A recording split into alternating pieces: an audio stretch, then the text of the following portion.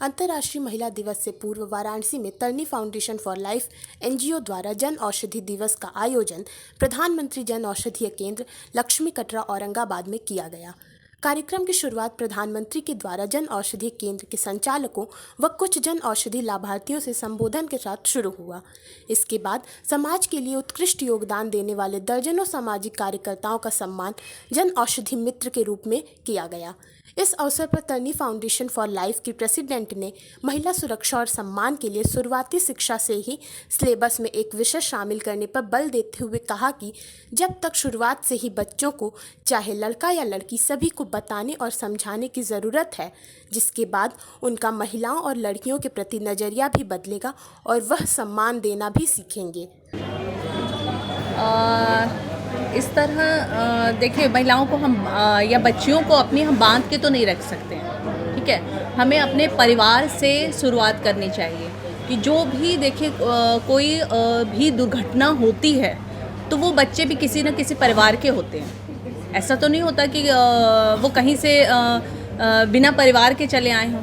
तो ये हमारी एक रिस्पॉन्सिबिलिटी बनती है कि हम अपने बच्चों को सही शिक्षा घर से ही देना शुरू करें, और यही सही तरीका हो सकता है। बच्चा कोई भी ख़राब नहीं होता, चाहे वो लड़की है या लड़का है।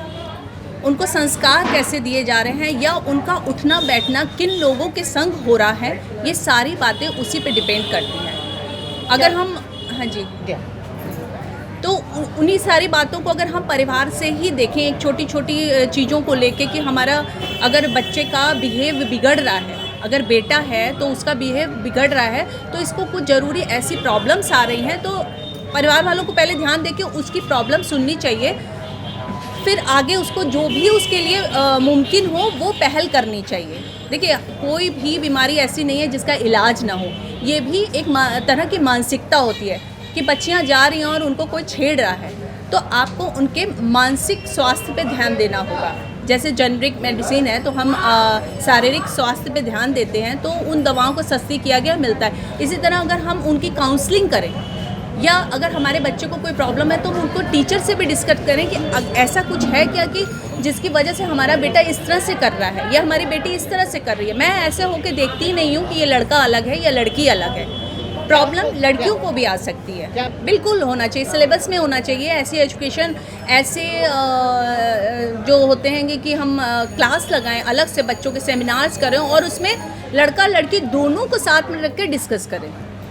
और हमारी भारतीय संस्कृति में तो ये बहुत गौरव का बात होती है कि हम महिलाओं को या देवी की तरह पूजते हैं, लेकिन देवी की तरह पूजने का मतलब ये नहीं है कि हम उनकी प्रतिमा बना के उनको पूजें। उनको हमको अपने पास से ही शक्ति देनी होगी ताकि वो इस पूरी दुनिया में, हमारे देश में ये मूव कर सके। ये नहीं कि हम उनको एक देवी देवी बोलें और उनको घर में बैठा दें, ठीक है। तो ये सारी छोटी छोटी चीज़ों की शुरुआत हमको अपने घर से, अपने समाज से करनी होगी। हम एक लेडी समाज में जब उभरती है तो बहुत सारे लोग अरे वो ये करती थी, अरे वो करती थी, इस तरह से करके उसका मनोबल डाउन करते हैं कि अच्छा इसलिए वो आगे बढ़ गई।